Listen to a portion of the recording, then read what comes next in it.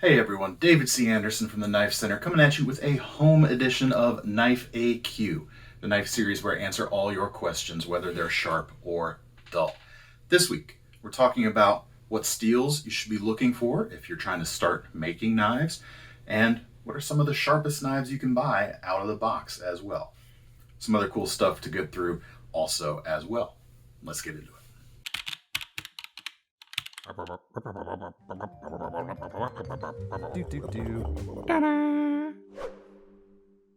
right, for those of you new to this series, the deal is we pick out your questions from the comments section below. So if you want a chance to have one of your questions featured in a future installment, you just drop it in the comments section and we'll hopefully see it and hopefully come up with some good answers for you. Hope I got some good answers this week as well. First question comes from Taco Jim, who has a username I love, by the way. Hi DCA, love watching your videos and have learned quite a bit from you. Thank you, sir. I'm looking to get a good work knife that's tough, holds an edge well, and won't be bothered from dust and dirt so much. I'm leaning towards the Bug Out, the Griptilian, or the Para 3. Do you have any suggestions? Sure thing. First off, I like that you're looking at these particular knives due to their pivot construction. You're looking at knives that have washers in the pivot as opposed to ball bearings. That right there is you're already on the right step or right direction for something that is not going to be bothered as much by dust and dirt. Bearings can get gummed up a little bit. As for the Bug Out, I love the Bug Out, great knife. I wouldn't really think of this as like a work knife. Granted, it can get a lot of work done, but it's more of like a light duty EDC. And especially in stock format with the Grivery scales, it's not going to impart like a super solid feel that you might want from, or what I would think of wanting from a work knife. But the other two you mentioned are great options. I've got the Para 3 up top and the Griptilian here at the bottom. And each one, like I said, will be fine. Each one's going to give you a slightly different thing, however. I'll start with put my tab up here, with the Para 3. Made in the USA, both of these knives are actually about 147 bucks for the current versions of this knife, which come with a black G10 scale, actually a few different colors of G10, and an S45 VN blade. And that right there is going to be a reason to potentially pick the Para 3 over the Griptilian, because you've got that S45 VN steel, whereas the Griptilian is still using S30V steel. Still a very good blade material, do not get me wrong at all, but it is a couple generations older than the S45. So if you're looking for the newer, latest and greatest, Para 3 or the Para 2, which actually has a blade length more similar to that Griptilian, but those you can get that steel with. You definitely have a full grip with this knife. The Para 3 is great at doing that. You've got the compression lock, which means you can flick really nicely. Probably, like if you're taking away all kinds of different maintenance, probably better longer term, because you don't have to worry about any kind of internal springs breaking the way you might on an axis lock knife like that Benchmade. I will say I've carried axis locks, I couldn't even tell you exactly how long, for quite a few years at this point, double digits at least, and I've only broken one spring personally. So take that under advisement, shall we say. Like I said, full grip on the Para 3 certainly works well. You can really push the blade into a job. The slicing geometry is going to be a little bit better on the Para 3 also. What you get with the Griptilian in this specific matchup, you're going to get a longer blade. You've still got a good quality steel. You're going to get a slightly more stout blade. It's not, or the cutting geometry is not as acute. You've got a more sturdy grind. So depending on the job, that could be a preference as well. And handle comfort between the two, no bones about it.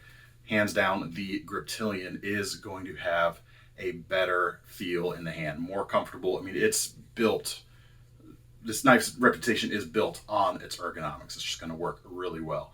Like I said, S30V steel, pay no attention to the 154 CM you see here. That's my my old trusty, old faithful Griptilian that I've got right there. Both really good options.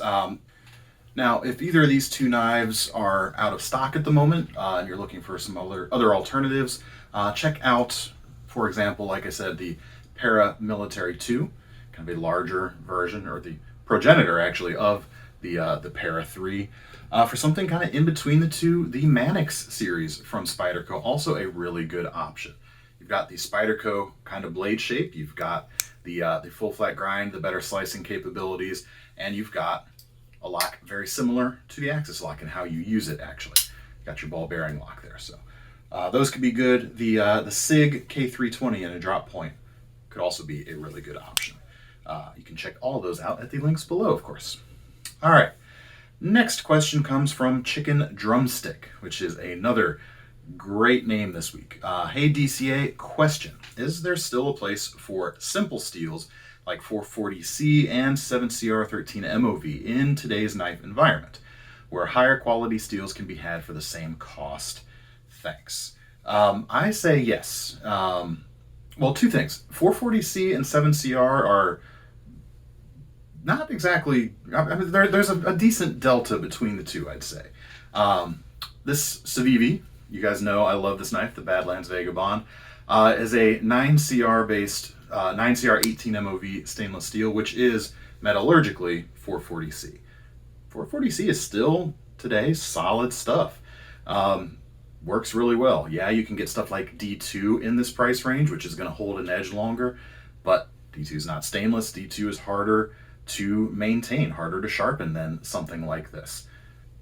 That can be a priority. There's definitely going to be people that want that, and you can get it on some really great knives like this right now. 7CR, I'm a little less enthusiastic about. It doesn't hold an edge as long as the 9CR or the 440C here, but still it is very easy to maintain. But I'd rather see at least the 8CR stuff, which, if we're talking metallurgic equivalents, that's AUS 8. Same essential formula between the two.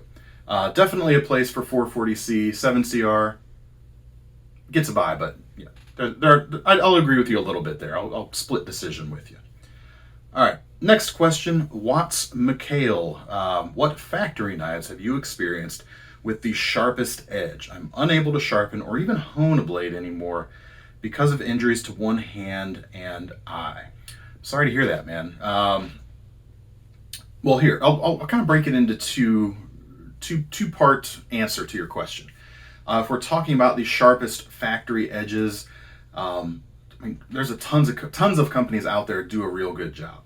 None of them really do enough of a better job where, you're still going to have to sharpen all of them eventually, right? But across a range of prices, I'm going to give you a budget option, a mid-priced option, and a much higher-priced option, which I think kind of represent the best factory edges in their respective price gaps. And the first is Civivi on the budget side. They always do, and from all the ones I've experienced and used, they do a fantastic job. They like to give you a hollow grind knife typically, although we're seeing more flat grinds from them lately, with very thin edges. And they're nice and sharp too. So that thinness is going to make them easier to maintain, whether you or someone else is managing that for you. And the edge itself, highly refined, not gritty, not you don't really see heavy grit. Some companies out there will give you a sharp edge, but you can see it's not highly refined. The Civivi stuff, very highly refined, especially when you consider their prices. Next up, in the more premium but not sky's the limit price range, Hogue does a fantastic job on their factory edges. I've said this for a long time. They're done by hand, they're convexed and highly refined. No, scuffy, scratchy edges whatsoever. Really, really nicely done edges. The way I understand it, actually, if you're familiar with Hogue's lineup, Alan Lishowitz, the custom knife maker, pretty much all the designs in Hogue's lineup are his, with very few exceptions. And he has worked really hard with Hogue to hone their processes in, and they sharpen their knives in the factory the way Alan Lishowitz sharpens his customs. So the results are excellent in my experience, every single one I've held. In terms of the more premium range, it is really hard to go wrong with a Sebenza. Again, the edges here are superb. They're highly refined. They're convexed, which when we're talking about a convexed edge, there's, we're getting into like the real knife enthusiast stuff really. But for the folks who like to maintain their edge with a strop, nothing beats the convex geometry in terms of ease of maintenance. I mean, it works really well. And the Chris Reeve knives are going to be sharpened super, super sharp, shall we say. However, like I said, all of them are going to get dull.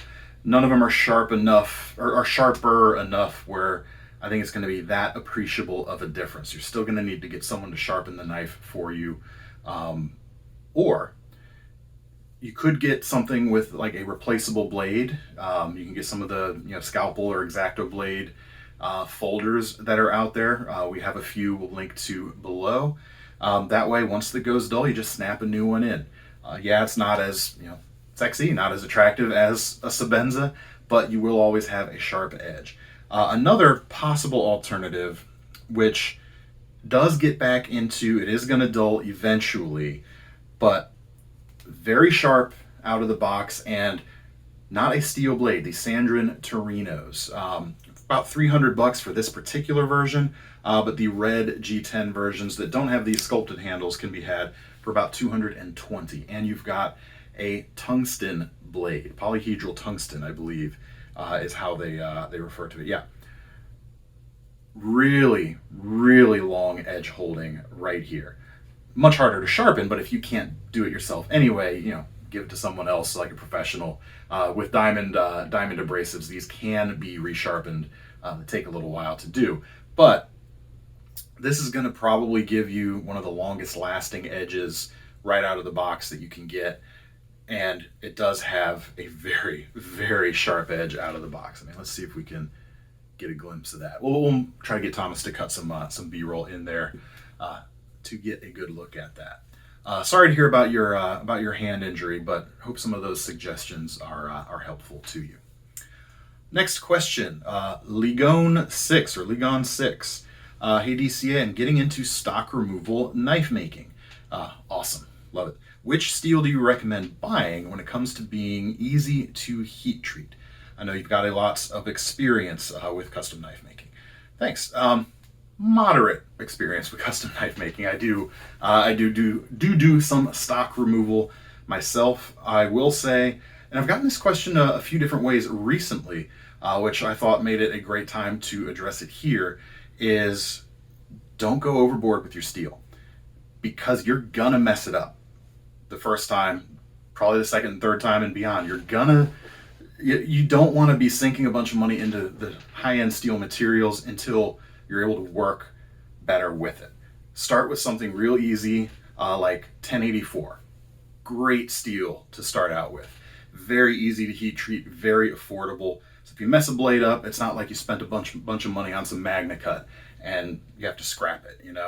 Nothing is more heartbreaking than something like that.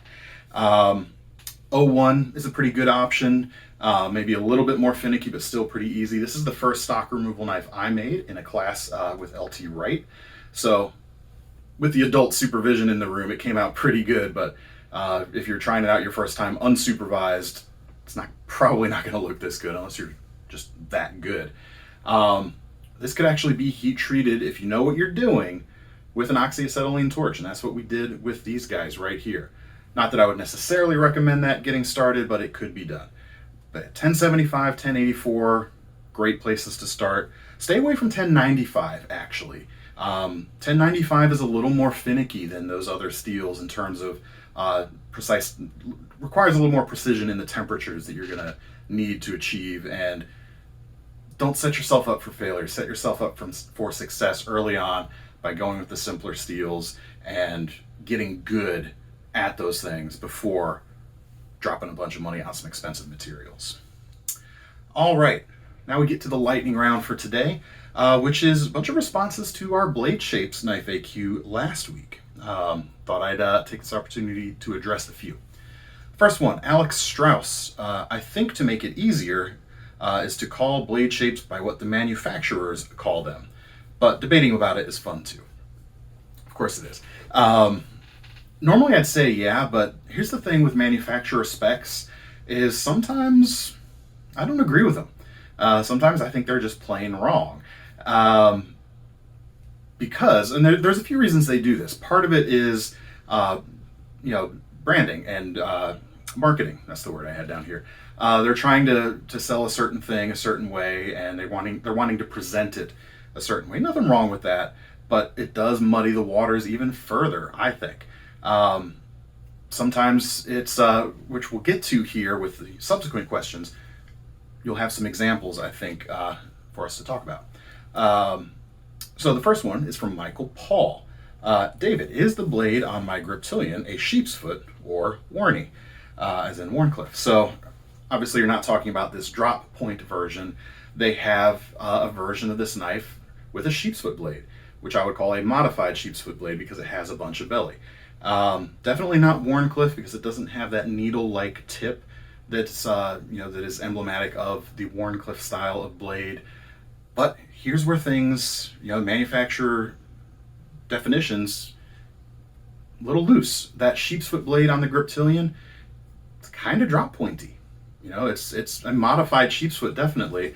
But when we're talking about marketing and differentiation between other products in the lineup, if that's a drop point, what do they call this? Because this is definitely a drop point too. So you can't have two different drop points in the lineup. So they had to call it something else. Really cool blade shape, but that's part of the muddiness that can be introduced sometimes. All right, next up, Ian Coates asks, is the SOG Terminus XR a clip point or a drop point? You guys list it as a clip, while other sites list it as a drop point. This one's real easy, and in fact, SOG's website gets this correct. I'm not going to throw them under the bus here. It is a clip point blade. It has that straight clip point. I don't have a Terminus XR here in front of me, but I do have this Hinderer Triway Jurassic that's kind of similar. You've got a straight line here. It's not an arc, so that's a straight clip point. And the problem with the Terminus XR is it has kind of two straight lines. It's got the line of the spine, the first line coming down, and then the second line for the clip itself. And still a clip point, but if you kind of rounded that point over, just whether you have a grinder or just a long time with some sandpaper, whatever, without even changing the tip at all, you'd have a very attractive, very usable drop point blade. And this is kind of one of the things. This is a subtle difference between that particular clip point and a drop point, and it's an example of where the difference is purely academic. It's not really going to make hardly any difference in how you use that particular blade because it just works. Hope that helps. Next question is not a question, but I appreciate it anyway. It comes from Matthew Bernier. Drum I'll never stop beating. Reverse Tanto is just a clever rebranding of the Spey blade. Favorite comment of the week by far. I love this, and I can't believe I've never thought of that connection myself. Here's the thing with reverse Tantos. Something like the 940 Osborne or the 945 Mini Osborne, commonly accepted as a reverse Tanto, looks an awful lot like this Spey blade on this old Craftsman Whittler I've got right here. Or sorry, not a Whittler, it's a Stockman. So Thomas back there, wherever he is that a reverse Tanto? I don't know. No, that's a Spey blade.